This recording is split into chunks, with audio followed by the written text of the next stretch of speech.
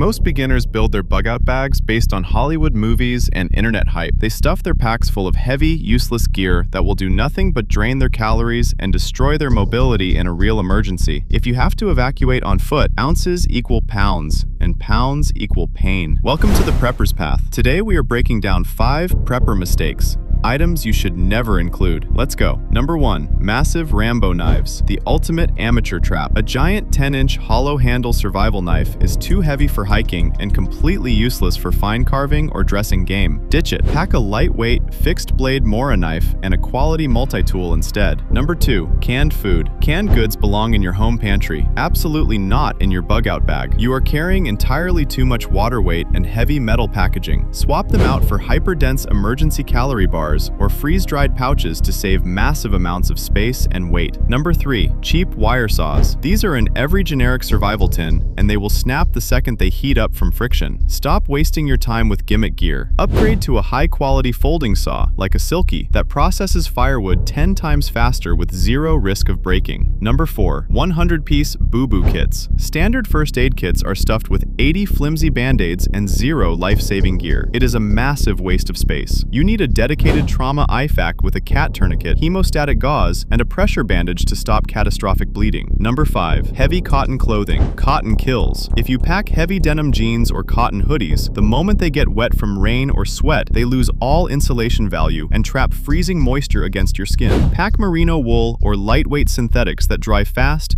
and regulate your core temperature. Dump the dead weight today. Optimize your gear so you can move fast and stay alive. Prep now, panic never. Hit subscribe for more hardcore survival tactics, and I'll see you next time.